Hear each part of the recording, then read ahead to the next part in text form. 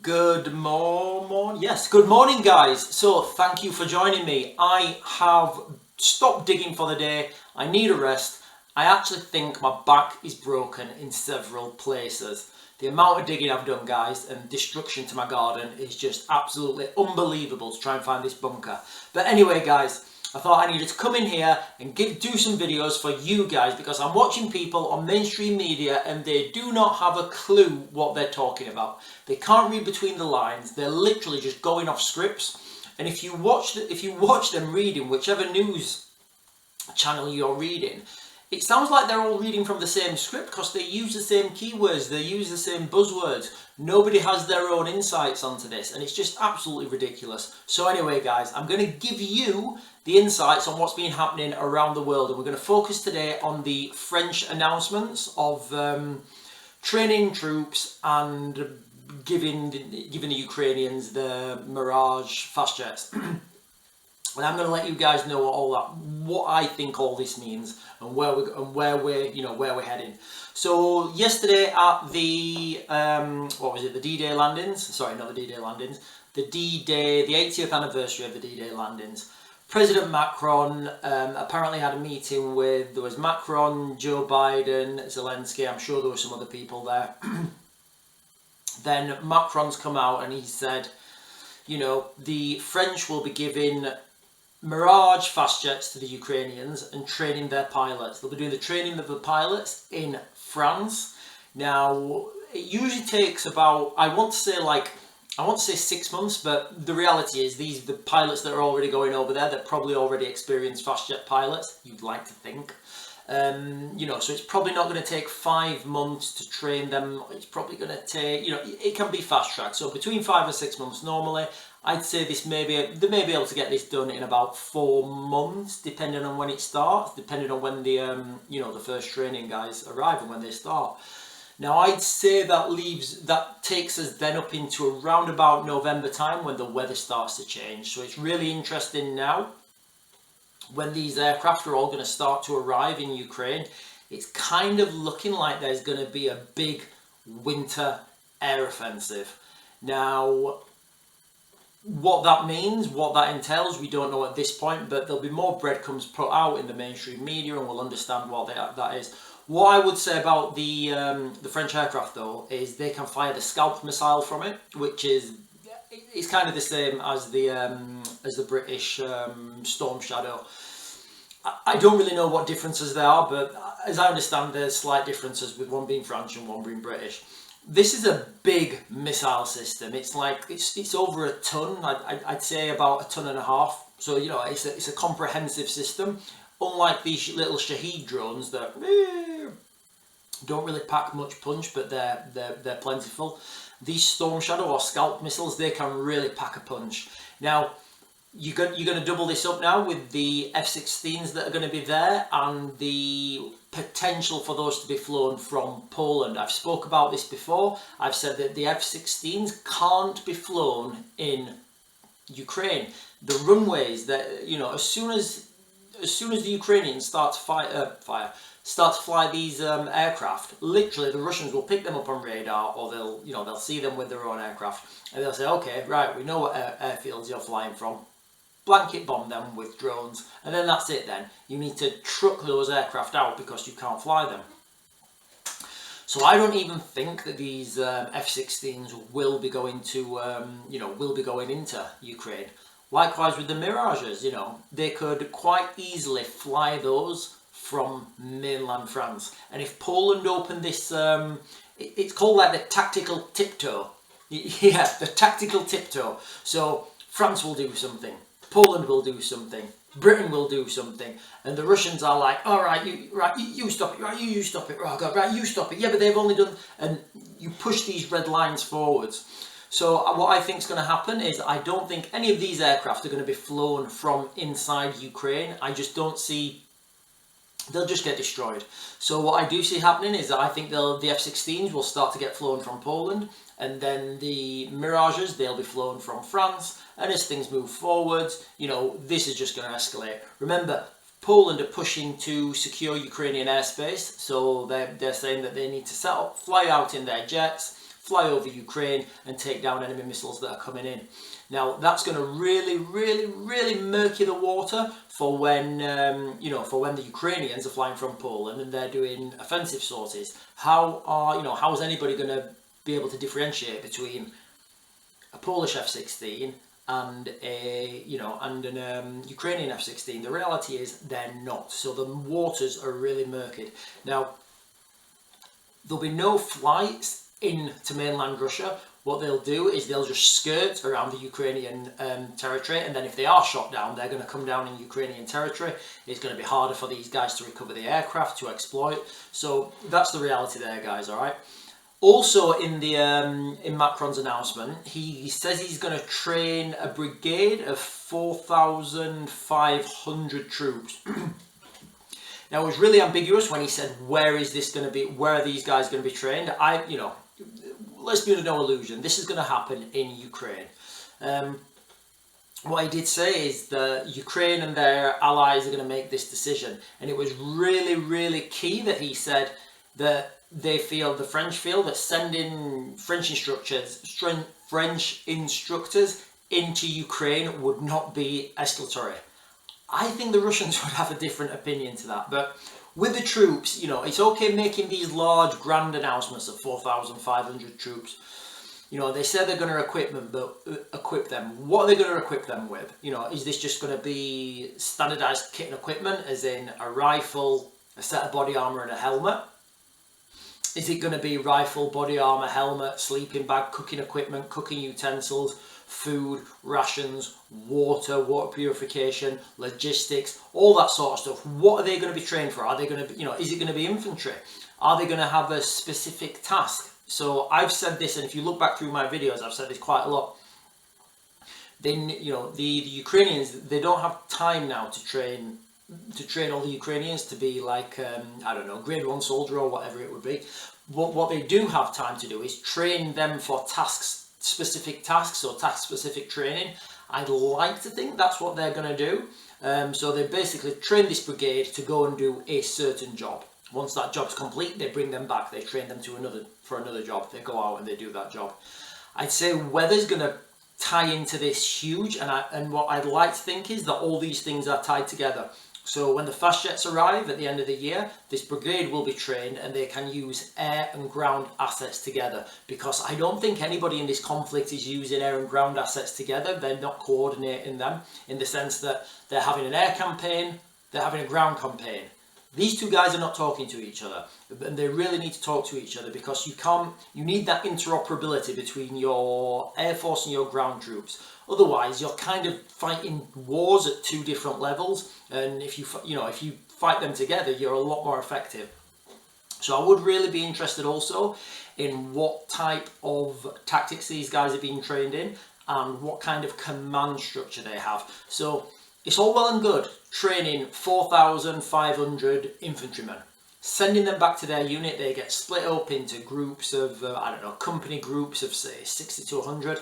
Then they go back to their company commander, and their company commander doesn't have a clue how to use infantry. He's got no infantry experience, so all that training, all that equipment they've got, it's just wasted. What they do need to do is they need to, if they're going to do this, they need to make sure they have a good, competent command structure and rules of engagement with that command structure, and a good mission objective as well, because without a mission objective, you're kind of just going out there doing your own thing and hoping for the best. But anyway, guys, that's just, some of my thoughts on that training. So we will see in the next couple of days what's happening. Remember, it's Friday today. We've still got a speech from Zelensky's going to do a speech later. What's going to be involved? We don't know. Maybe they're going to, maybe today they're going to, announce that this training is going to be done in Ukraine. Maybe they're saving the big moment for Zelensky to do. Remember, guys, I did a video like on Wednesday. Yeah, I think it was Wednesday. On Wednesday, and I said, guys, tomorrow NATO are going to announce training Ukrainian troops in Ukraine. That's what I was told from my part. Now, I don't know. I know this has happened. I know they've already agreed to it, and all the rest is just trimmings. What I will say is I think Macron pulled back on it slightly and just kind of gave it, he didn't go full fat. He kind of went Diet Coke on it. He said, we're going to give them Mirages.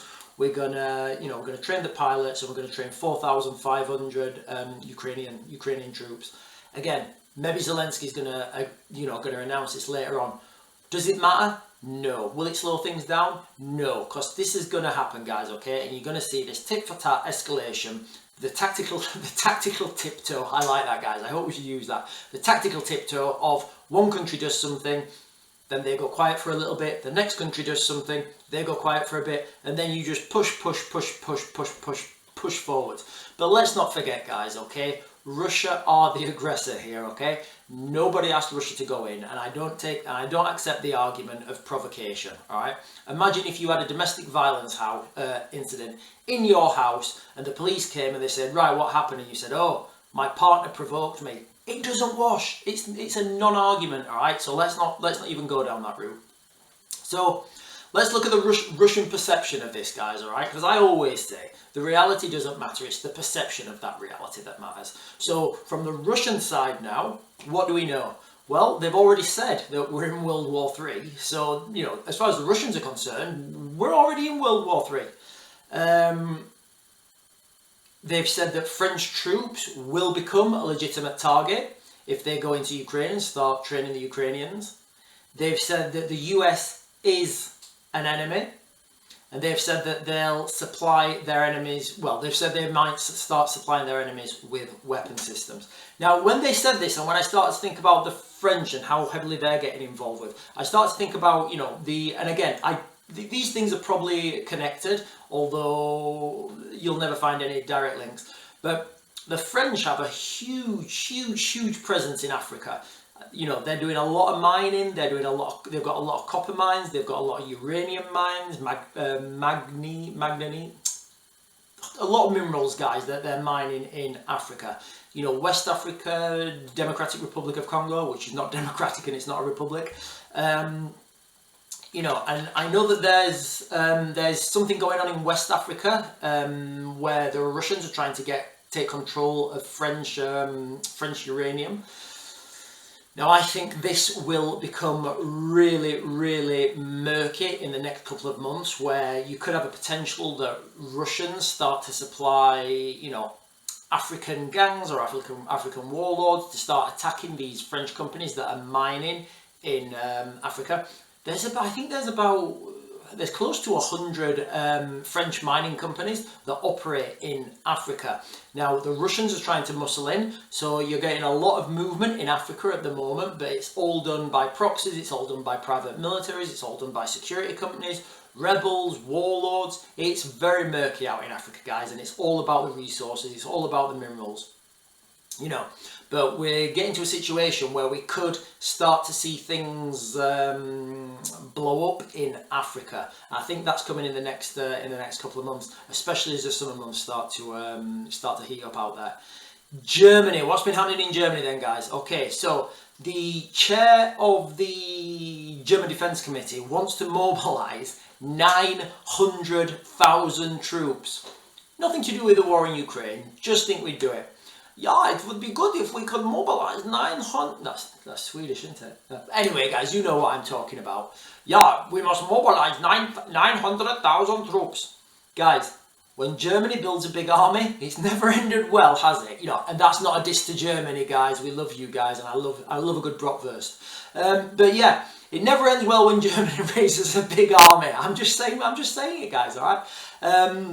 You know, so moving forwards, they've called on the military to activate 900,000 reservists. I don't know how that works. I don't know if the military can say no or people can refuse.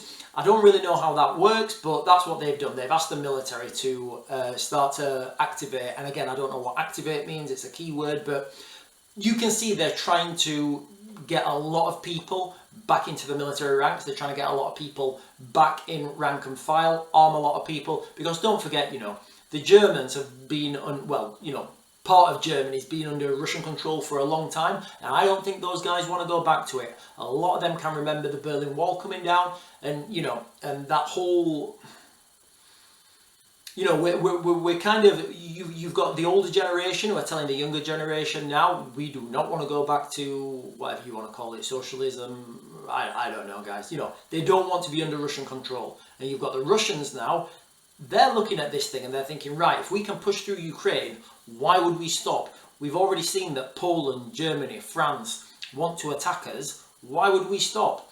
Guys, I don't see any way that we can, that we can back out of this. Let's not forget as well, Germany are like I think they're the second biggest military donator to Ukraine. They've just announced like 100 billion euros. Guys, 100 billion euros. That is a huge amount of money. I don't know where this is going to go. I don't know how much will be kept in French. I don't know how much of this money will be kept in German companies, and then they'll be, overpricing something and they'll be sending the minimum amount out to Ukraine. I don't know if they're going to start building infrastructure projects in Ukraine. I don't know what's happening, but 100 billion euros is a lot of money, and Germany are the second biggest financial contributor to Ukraine. Guys, things are escalating really quickly. I know I said it before, but remember, it's Friday and we've still got a speech left from Zelensky. What's he gonna announce? We don't know. I think it's gonna be something big because Biden's there with him, Macron's there with him. They'll all be having drinks, champagne and cheese. Did you know that the French have 182 different types of cheese? If they keep going, at some point they will discover cheddar. But anyway, so that's the reality, okay? They'll all be there, they'll be feeling good about things, they'll be high-fiving and stuff, and the type of score, guys, all right? So I feel that, Zelensky's address later is going to be a big one. There's going to be some big points in that. There's going to be some big headlines coming later on today. And remember, it always happens on a Friday. Why? Money, the stock market. If you have prior knowledge to what Zelensky is going to say, you can bet for or against whichever way you're going to make money. So, that's why it happens on a Friday, because then the stock market closes, you have Saturday, Sunday for things to readjust, people to calm down, or a lot of money to be lost or gained, whichever way you're looking at it. And then the stock market opens back up on Monday and you've had that 2-day rest period. Just get yourself ready, guys, okay, with some family triggers. I spoke about this yesterday, about family triggers, as if something happens, there's an incident, when it could be anything, guys. Let me tell you, I'll give you an example. So, family triggers for us right now is when the troops are officially in Ukraine, when it all becomes official and it's on mainstream media that Western troops are training Ukrainian troops in Ukraine. That is a trigger for us, all right? Our family, we're going to be like, right, okay, we know that there is we know it anyway, but we don't know how far things are going to, we don't know how long these things are going to take. But once that happens, that's a trigger for us, and we're going to, we're just going to do we've got little things we're going to do, a few items we need to buy, that we've been holding off for because basically, that we're literally in a cost of living crisis.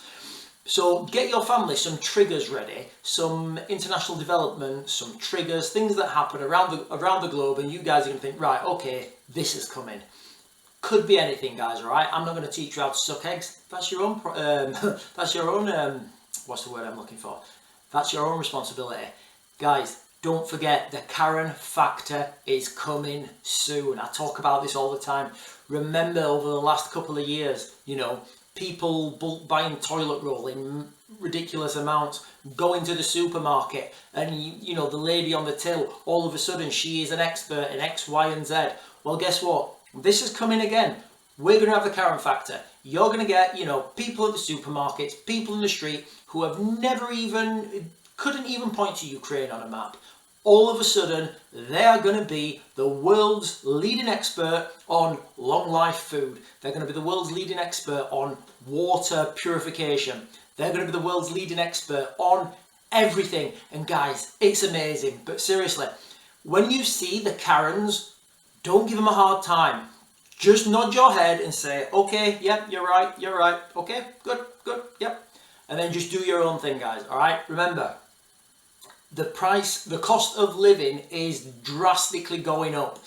I'm seeing it myself with my own eyes. I don't care what anybody else says. I don't care what's on the TV. I don't care what the statistics say. The cost of living in the UK is absolutely skyrocketing.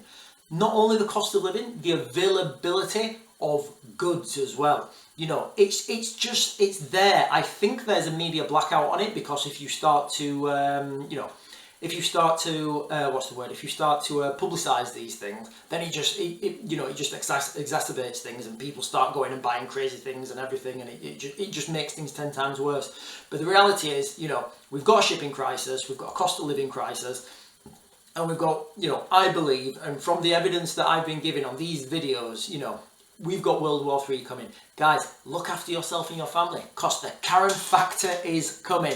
I'll try and do another video later after Zelensky's done his speech, and I'll tell you guys what, you know, in fact, I want to go, what I'll do is I'll try and go live when Zelensky's doing his speech, and I'll try and give you my reaction to it as it happens. But I'll see you guys later.